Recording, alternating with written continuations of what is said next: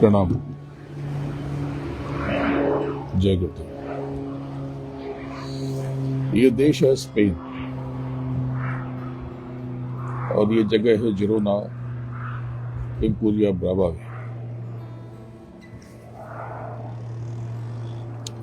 ये जो जगह है इसे स्पेन का वेनिस भी कहा जाता है और मैं वेनिस को यूरोप की काशी कहता हूं। वैसे तो काशी का अपना अलग रूप रंग मिजाज है, अलग तासीर है, लेकिन फिर भी दोनों में बहुत समानताएं हैं। तो खैर वेनिस के बारे में फिर कभी बात करेंगे। परसों रात में भारत से निकल के कल सुबह मैं हॉलैंड पहुंच गया था। हॉलैंड का नया नाम है नीदरलैंड्स। फिर कल संध्या को संध्या वंदन करते हुए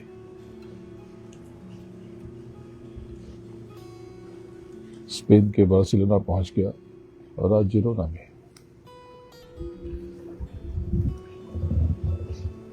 स्पेन में मैं बहुत बार आ चुका हूं और यूरोप में भी बहुत बार आ चुका हूं। मकसद एक ही है, ये जो पानी में मैं चल रहा हूं, ये पानी में जाने कितने पानी के जीव हैं। ये जल के जीव, इनकी रचना आद्या मां शक्ति ने की है। आद्या मां शक्ति यानी जगदम्बा, ब्रह्मा विष्णु महेश यानी नासूत, मलकूट और जबरूत की मां है। आद्या मां शक्ति ने ईश्वर से प्रकट होने के बाद इन तीन पुत्रों को प्रकट किया और इन तीन पुत्रों ने बहुत तपस्या की, लेकिन तपस्या के पश्चात भी इनको अपना भेद पता न चल पाया। तपस्या के बाद भी ये तीनों पुत्र अपने पिता का यानी ईश्वर का, काल पुरुष का, गॉड का, सल्लल्लाहु अलैहि वसल्लम का, तीर्थंकर का रहस्य नहीं जानते। आप सब बहुत भाग्यशाली हो कि संतों से, महात्माओं से, महापुरुषों से आपको कम से कम ये भेद सुनने को तो मिला, लेकिन सुनना काफी नहीं है कि आपको जो बताया महापुरुषों ने, संतों ने, वो बहुत जरा सा बताया, क्योंकि आपका मानव मस्तिष्क इससे ज्यादा समझ ही नहीं सकता। ईश्वर का लोक, उसकी महिमा तो सिर्फ इतनी बताई गई कि सहस्रदल कमल पे विराजमान है। ईश्वर सबसे ऊपरी माने पर एक ज्योत में बैठे हुए हैं। उनकी स्वयं की देह भी 9 तत्वों की है और ये ईश्वर ही सच्चिदानंद प्रभु हैं। शेषनाग की साए में बैठे हुए हैं और उसी शेष के ऊपर ये समूची कायनात टिकी हुई है। तो शेष के ऊपर ये मत समझना कि कोई फन कड़ा हुआ है, नाग है कोई। ये जो शेष नाग है, शेष है, ये ईश्वर मंडल के हर दल का प्रकाश है, नूर है, रोशनी है। ये उस प्रकाश पर टिका हुआ है और उस प्रभु प्रकाश शब्दों में गुथा हुआ है। यहाँ पर शब्द की 2 धार गूंजती हुई, निहंग हंग की 2 धार यहाँ पर है। अब आप बात समझ दो कि सब कुछ इस शब्द के उपजे हुए प्रकाश पर टिका हुआ है, यानी पूरी कायनात, समूची रचना संरचना शब्द के ऊपर टिकी है। इसी को नाद कहते हैं। इसी को नाम कहते हैं, इसी को वर्ड कहते हैं, शब्द कहते हैं। अगर आपने जीते जी अंतर में गुरुवाणी नहीं सुनी, अगर जीते जी आपने शब्दों का अनुभव, शब्द का अनुभव नहीं किया, तो ये मानव तन व्यर्थ होने की कगार पर है। आप क्या कर रहे हो? ये सब देखो, इधर क्या दिखाइए इनको सबको। ये सारे जो बंगले आप देख रहे हो, ये खरबपतियों के हैं, ये मामूली लोगों के नहीं है। ये जितने की ये कोठियां हैं, ये बंगले हैं, उतने में तो पूरे मोहल्ले का दारिद्र्य दूर हो सकता है। एक एक बंगले की कीमत आपको अंदाजा भी नहीं कि कितनी होगी। तो इनके पास तो कोई धन की, वैभव की, ऐश्वर्य की कमी है नहीं। इनके पास तो अतुल संपदा है। लेकिन क्या ये सुखी हैं? क्या ये आनंद से हैं? क्या ये मौज से हैं? नहीं, इनका अंतर भी बेचैन है, इनका अंतर भी परेशान है। आप थोड़े की कमी से परेशान हो, ये बहुत होकर के भी परेशान है। तो बहुत होके भी परेशान है, इसका मतलब आप समझ लो कि बाहर की तरफ जब देखोगे तो थोड़ा हो या बहुत, आप दुखी ही रहोगे, दुखी ही रहोगे। मुझसे जुड़े हुए जितने लोग हैं, सब की परेशानी 5 साल पहले जो थी आज नहीं है, सब हल हो चुकी है। लेकिन फिर भी वो दुखी हैं। क्यों दुखी हैं? वो दुखी इसलिए हैं, उन्हें अपना बोध ही नहीं है, अपना एहसास ही नहीं है, अपना पता ही नहीं है, अपनी समझ ही नहीं है, अपना मूल, अपने अस्तित्व का उनको भान ही नहीं है। इसलिए वो दुखी है,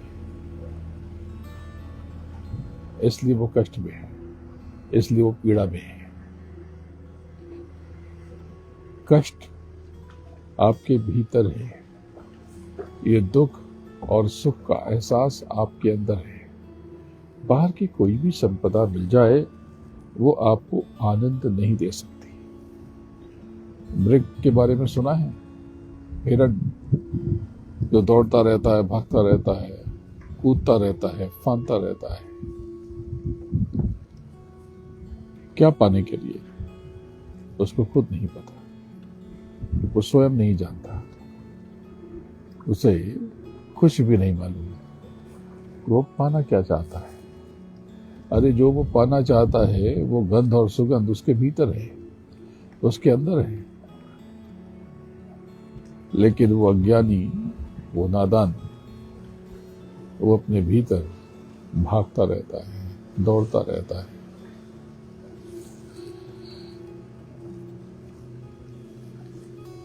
ये जो अरबपति खरबपति यहाँ पर है, या भारत में या अमेरिका में या विश्व के किसी भी पटल पर कोने में, ये कुछ समय के पश्चात सब के सब बरी कर दिए जाएंगे, दफन कर दिए जाएंगे, जला दिए जाएंगे, खत्म हो जाएंगे। ये शरीर फना हो जाएगा। फिर तो आपके जीवन का लक्ष्य है क्या? आपकी तलाश है क्या? आप स्वयं विचार करो। आपको लगता है कि ये मिल जाए तो आपके जीवन में आनंद हो जाएगा, वो मिल जाए तो आनंद हो जाएगा। मैं एक अपने करीबी से बात कर रहा था आज सुबह।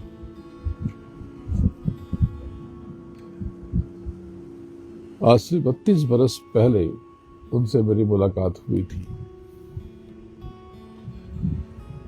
तब मैं मुंबई में हाजी अली के निकट रहा करता था। बिल्कुल वैसी ही जगह थी जैसा आज का गुरुधाम है।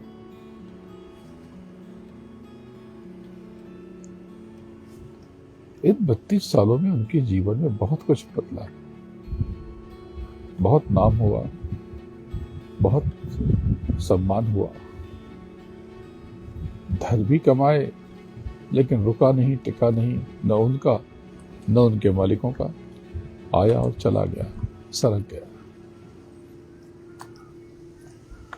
आज मैं जब उनसे मैंने बात की और मैंने कहा कि मैं सबसे यही पूछता हूं कि तुम परेशान क्यों हो? क्या तुम्हें असाध्य बीमारी हो गई है?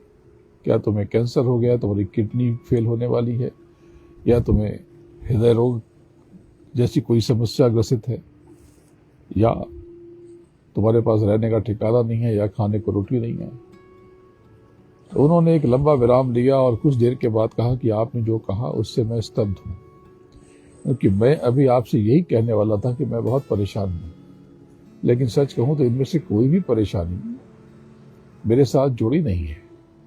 आपने जब कहा तो मैंने अपने अंतर्मन से ये सवाल किया, ये प्रश्न किया कि वाकई मेरे दुख का कारण क्या है, मेरे कष्ट की वजह क्या है, मेरे विषाद की तह में कौन सी चीज है। इनमें से तो कोई भी नहीं है।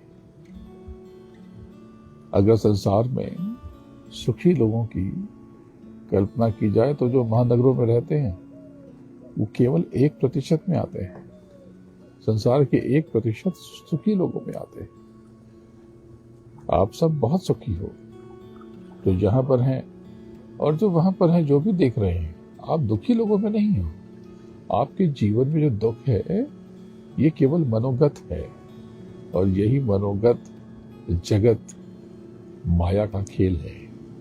माया का संसार एक मनोगत संसार है। माया के बारे में थोड़ी सी बात कहूं, पहले मैंने बताया है कि जब ब्रह्म निर्बल होता है तो माया सबल हो जाती है और अपनी तरफ खींच लेती है, और जब माया निर्बल होती है तब ब्रह्म सबल हो जाता है, और जब माया निर्बल होती है तो काली पड़ जाती है, कालिक बन जाती है। जो कुछ उसका वैभव है वो सब लुप्त हो जाता है। ये कैसे? तब तो कोई यंत्र नहीं थे, डिवाइस नहीं थी जब ये सब बातें होती थी।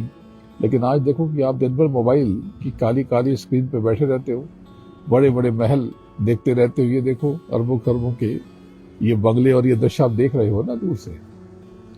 अब ये आपको वैभव, ये रंगीनियां दिखाई दे रही हैं। जहां मैं बैठा हूं ये चल रहा है, ये जो बगल से गुजर रहा है मेरे बाएं और आपके दाहिनी तरफ से, ये भी हजारों, जाने कितने सैकड़ों करोड़ के होंगे या करोड़ों के होंगे। अब ये रंगीनियां आपको दिखाई दे रही हैं, ये रोशनी आपको नजर आ रही है। लेकिन जैसे ही मेरा ये संबोधन उद्बोधन बंद होगा, आपकी जो स्क्रीन है ये काली पड़ जाएगी। अभी तो आप यहां पर थे जिरोना में, इम्पुरिया ब्रावा में, और एक झटके में आप वापस अपने शहर, अपने गांव में वहीं पहुंच गए जहां आप थे।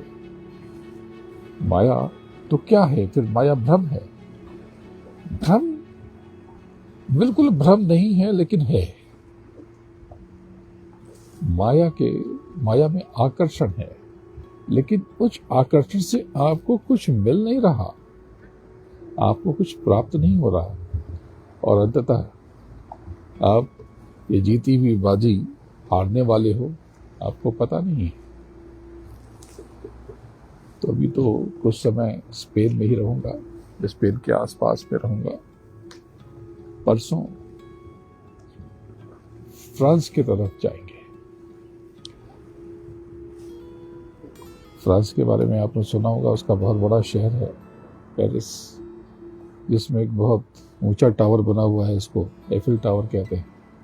तो पेरिस तो नहीं जा रहे, लेकिन फ्रांस के किसी शहर में जाएंगे, और फिर उसके बाद जैसे जैसे संभव होगा आप सबसे रूबरू होता रहूंगा।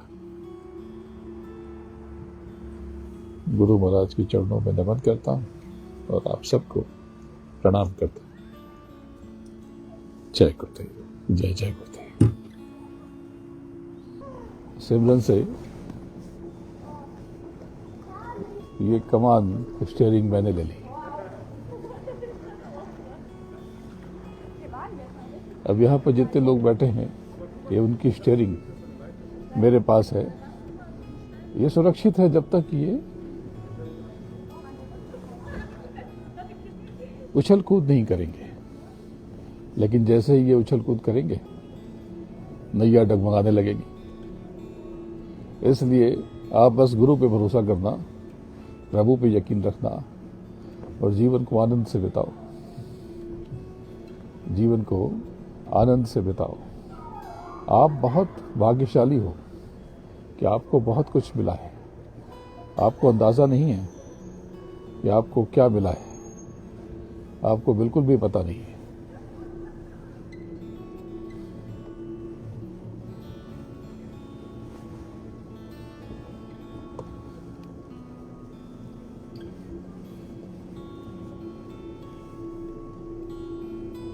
ये नौका चल रही,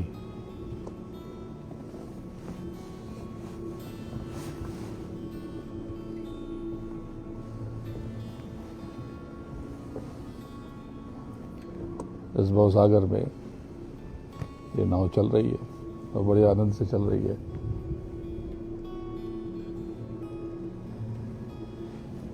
सीधा लेफ्ट।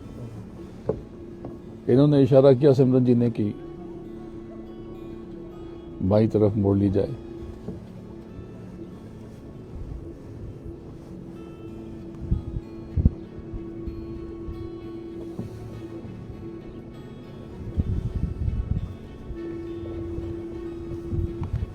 धूप बहुत निकली हुई है पर हवा चल रही है। हवा थोड़ी ठंडी है, टेम्परेचर बहुत अधिक नहीं है, लेकिन धूप में तीखापन बहुत है। पर हवा चल रही है इसलिए बहुत ज्यादा अनुभव नहीं हो रहा।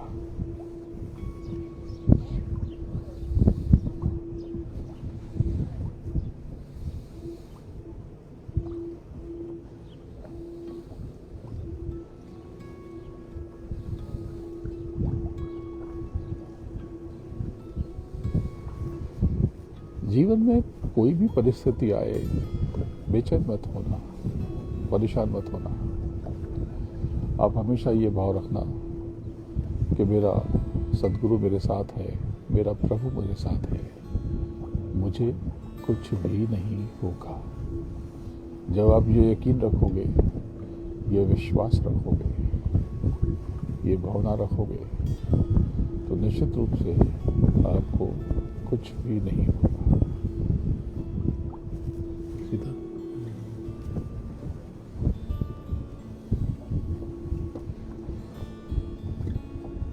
दरअसल ये पंच भौतिक तत्वों में केवल पंच भौतिक तत्वों का खेल नहीं है।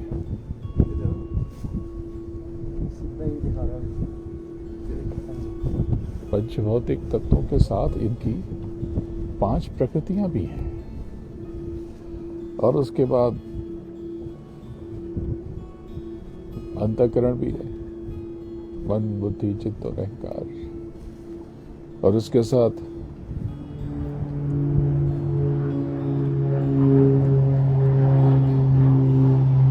गांठ लगी है रजोगुण, तमोगुण, सतोगुण।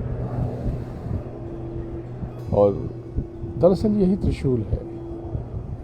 ये जो 3 गुण हैं, यही त्रिशूल है। जो आपने देखा कि देवी के हाथ में त्रिशूल है, वो दरअसल त्रिशूल ये 3 गुण है। कोई देवी है, वो तो माता रानी है। उनको क्या जरूरत है पीतल का या लोहे का या स्टील का या सोने चांदी का त्रिशूल धारण करने की? वो तो जो अंतर में आदेश देते हैं वो हो जाएगा। पर ये त्रिशूल, ये 3 गुण है, 3 गुण।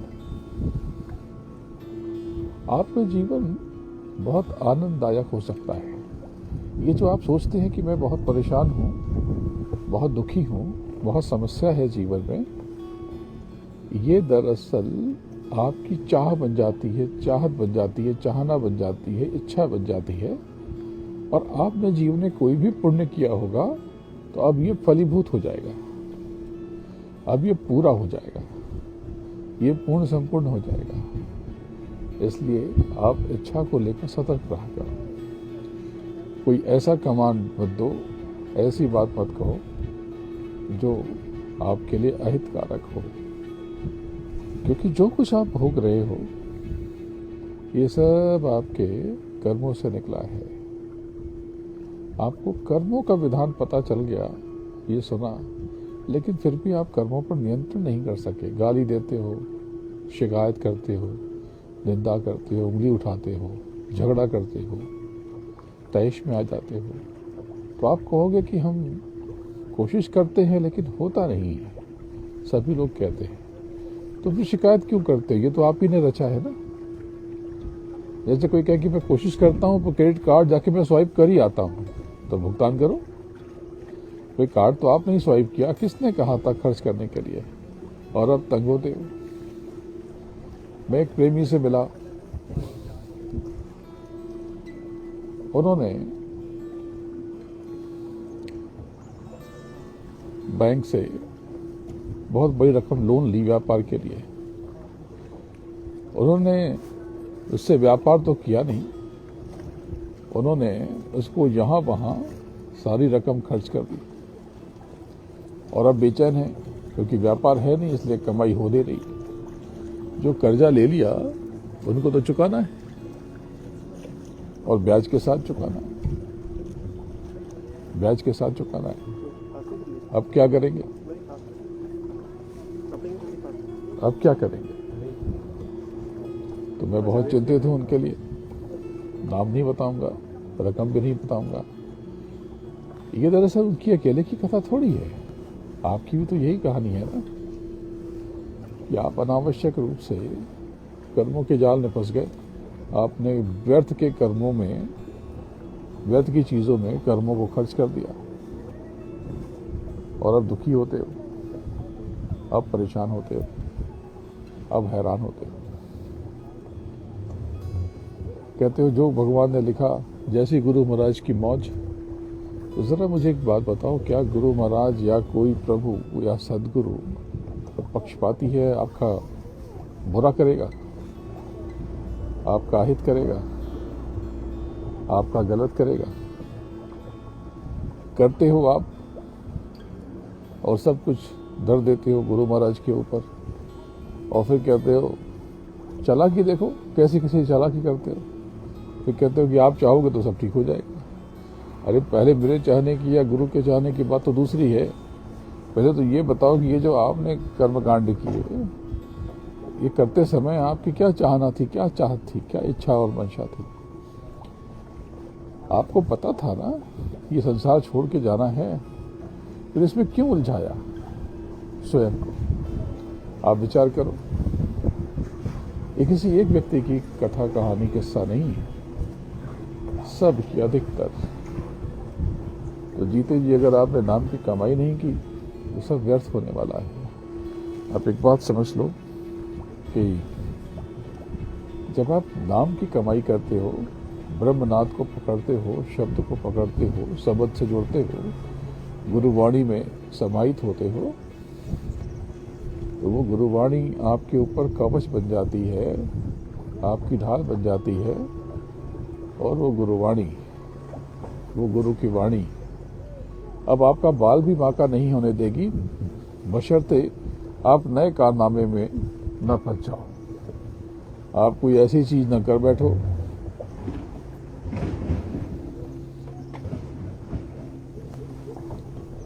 आप कोई ऐसी चीज न कर बैठो जिससे कोई नई आफत खड़ी हो जाए। नए कर्म के जाल जंजाल में आप न फंस जाओ। बस जीवन आप आनंद से बिताओ, नाम की कमाई में लगाओ, संसार को भोगो, संसार में रहो, और बिना लिप्त हो, निर्लिप्त होकर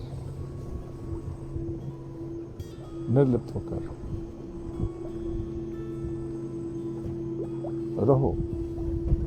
देखो मैं यहाँ पर हूँ, हवाएं आकर मेरी पेशानी के बोसे ले रही हैं, मैं ये नौका भी चला रहा हूँ, दिशा का भी ध्यान रख रहा हूँ, लेकिन मैं इसमें हूँ, लेकिन मैं पूरी तरह से आपसे जुड़ा हूँ। मैं जो कहना है, जो बताना है, जो राह दिखानी है, मैं इसमें हो करके भी इस भवसागर में हो करके भी मैं निर्लिप्त हूं, आनंद से चले जा रहा हूं। ये सिमरन जी बैठे हैं, इन्होंने बताया कि बाएं मुड़ जाइए, तो मैं बाएं मुड़ गया। अभी वो नक्शा देख रहे हैं, मैं आराम से चले जा रहा हूं, लेकिन जुड़ा हूं आपसे। आपकी हर पल संभाल हो रही है, हर पल रक्षा हो रही है। जिनको नाम का दान मिला, उनके ऊपर गुरु की छतरी सदैव है, उनको चिंता करने की जरूरत नहीं है, बशर्ते वो कर्म के नए फेर में न फंसे, कर्म के नए झमेले में न उलझे, कर्म की नई पेचीदगी में वो खुद को न उलझाए। जब आपकी देह छूटेगी, जब आपका शरीर मिटेगा, तब आपका गुरु, सदगुरु आपके पास होगा, आपके साथ होगा। आप भवसागर में अकेले नहीं रहोगे। तो गुरु, आप सदगुरु को अपने करीब पाओगे, अपने नजदीक पाओगे, तब आपको पता चलेगा कि आपका गुरु है कौन। केवल मरने की बात नहीं है, जीते जी भी गुरु को अंतर में महसूस किया जा सकता है। इसके लिए आपको तीज तेल पर जाना पड़ेगा। जैसे ही विलोनी गांठ खुली, आपके जीवन में बहुत बड़ा परिवर्तन आ जाएगा। ये विलोनी गांठ क्या है? ये जड़ और चेतन की गांठ है, यानी पंचभौतिक तत्वों और 3 गुणों की गांठ है। इस गांठ के खुले बिना ऊपर के लोकों और मंडलों का अनुभव आपको नहीं हो सकता। इसके लिए निर्लिप्तता बहुत जरूरी है। अपने कष्टों में मत उलझो, अपनी पीड़ा में मत उलझो, अपने आनंद में मत उलझो, घर परिवार समाज संसार लाभ हानि इस पे मत उलझो। जो होता है उसे होने दो, सहज रहो। लेकिन उलझ गए, परेशानी आ गई तो क्या करें? परेशानी तो कर्मों से आई। इसमें बस आप अंतर में सदगुरु को खड़ा कर दो और अपने ज्ञात अज्ञात कर्मों के लिए क्षमा मांगो। जो आपसे भूल हुई है, जिसकी वजह से आप ये सब झेल रहे हो, उसके लिए आप क्षमा मांगो। अंतर में नाम की कमाई में लगे रहो, अपने सदगुरु को याद करते रहो।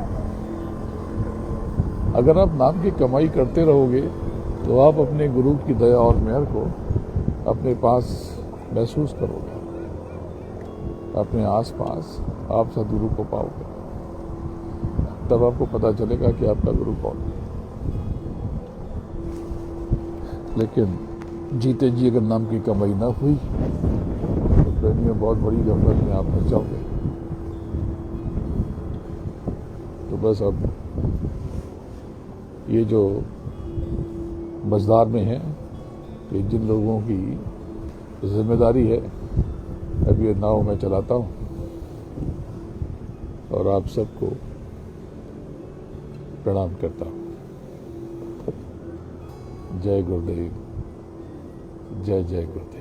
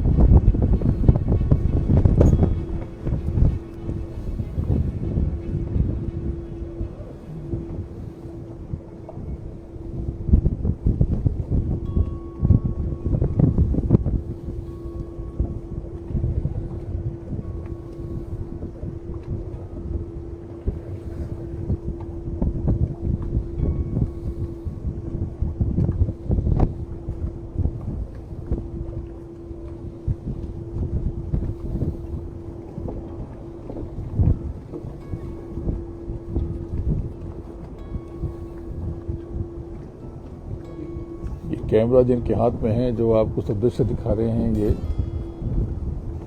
हरीश जी हैं, हरीश चंद तोलानी। ये मुझे यहाँ तक लेकर आए। तो साथ में सुदर्शन कुमार जी हैं और ये सिमरन कुमार जी, और ये इधर संगति दे रही है हर्षाली मंडावकर।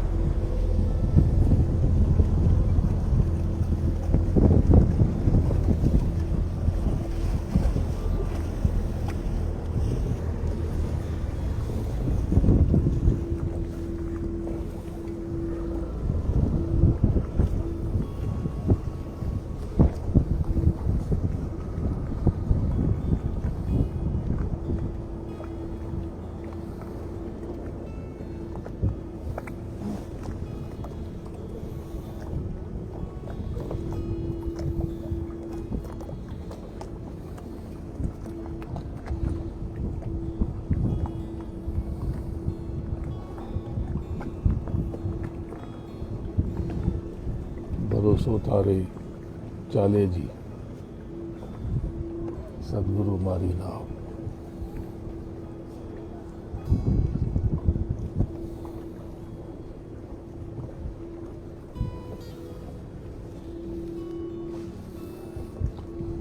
इसकी स्पीड नहीं बढ़ सकती? वो वाइंड करके हो रहा। अच्छा, दूसरी तरफ से वाइंड बहल कर रहा, वो उल्टा हो रहा।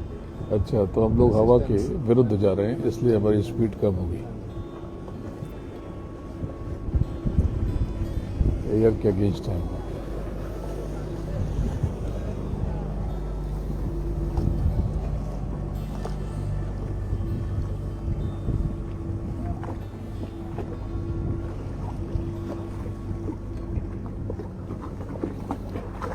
मेरे बहुत करीबी राजेश रेड्डी जी की गजल के कुछ शेर हैं। उलझ कर हम हिसाबे जिंदगी में गड़बड़ा बैठे, उलझ कर हम हिसाबे जिंदगी में गड़बड़ा बैठे, वो बहुत कुछ जोड़ने के फेर में खुद को घटा बैठे।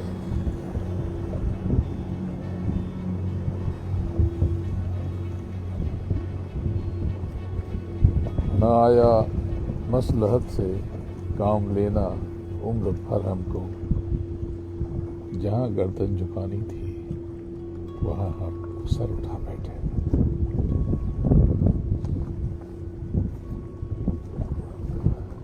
हर एक बाजी में हम अक्सर गलत मोरे बड़ा बैठे। हर एक बाजी में हम अक्सर गलत मोरे बढ़ा बैठे। कोई जीता नहीं हमसे, हम ही खुद को हरा बैठे। डुबोया आखिरश हमको इस आईना मिजाजी ने, डुबोया आखिरश हमको इस आईना मिजाजी ने, पुराने दोस्तों को हम नए दुश्मन बना बैठे।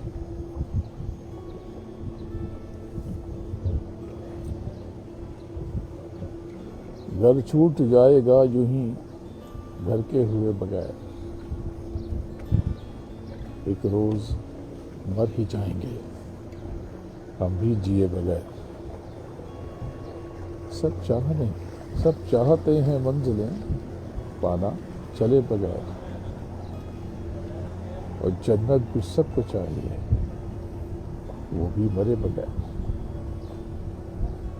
कुछ काम हो गए हैं, कुछ काम हो न पाए इरादों के बावजूद, और कुछ काम हो गए हैं इरादा किए बगैर। अब तक है राहबर पे तुम्हें इतना एतबार, लगता है तुम न मानोगे राह में लुटे बगैर।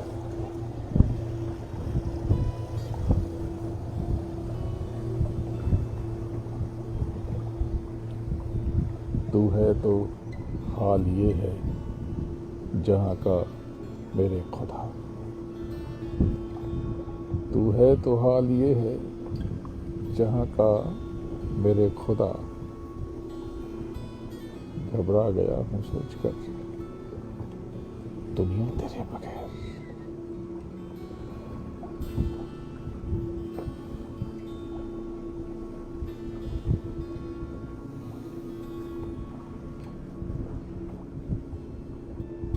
गुरुदेव तुम्हारे चरणों में शतकोटि प्रणाम हमारा है।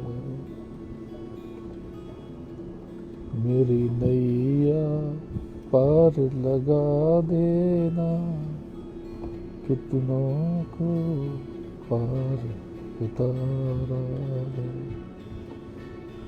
मैं बालक अबुध तुम्हारा, तुम समर्थ पिता हमारे हो। मुझे अपनी गोद बिठा लेना, दाता लो हो जा पसारा। यद्यपि संसारी ज्वालाएं हम पर प्रहार कर जाती हैं। ये प्रार्थना आप सब ने, हम सब ने बहुत समय से गुनगुनाई है, की है, अपने सदगुरु के चरणों पर अपनी समर्पित की है। लेकिन क्या वाकई आपका विश्वास गहरा है? एक बात याद रखो, जब आप शिकायत करते हो इसका मतलब यह है कि आपके विश्वास में कमी है, आपका विश्वास अपूर्ण है। जब आपका विश्वास पूरा हो जाएगा तो संसार में कुछ भी हो, जैसे ऊपर देखो कितनी धूप लग रही, लेकिन यहाँ पर लोगों को पता भी नहीं चल रहा कि धूप से त्वचा जल भी रही। बहुत तेज धूप है, लेकिन बड़े आनंद से सब बैठे हैं। आप भी सुन रहे हैं, आप ये लोग भी सुन रहे हैं। अपने भीतर चलो, अपने अंदर चलो, अंतर में तलाश करो। खोजरी पिया को घट में, खोजरी पिया को निज घट में। जो तुम पिया से मिलना चाहो, जो तुम पिया से मिलना चाहो, तो भटको मत जग में, तो भटको मत जग में। खोजरी पिया को निज घट में। पंडित काजी भेख शेख सब, पंडित काजी भेख शेख सब, अटक रहे डग मग में। खोजरी पिया को निज घट में। ये सारा खेल ये आपके भीतर है। ये बाहर तो ये जो तिलिस्म में एक झटके में बुझ जाता है, मिट जाता है, खत्म हो जाता है। तलाश करना है तो अंतर में करना, अपने भीतर करना। बाहर कुछ नहीं है, बाहर का संसार आपको कहीं भी लेकर नहीं जाता।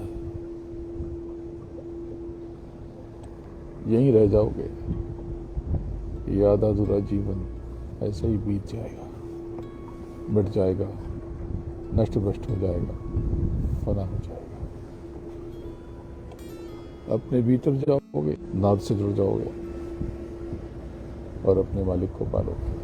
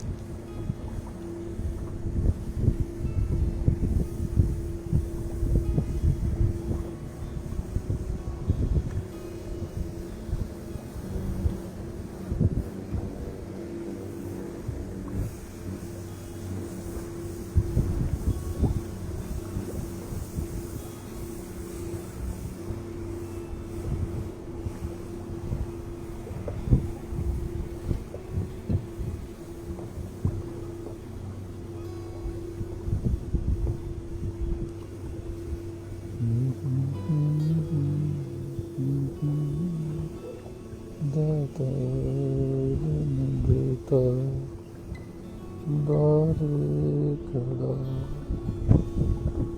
मैं रहा पुकार कर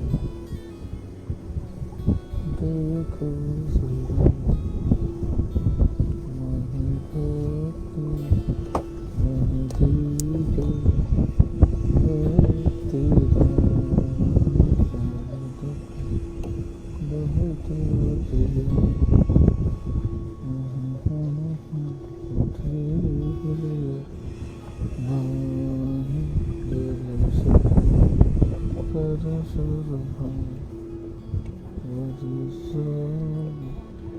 What is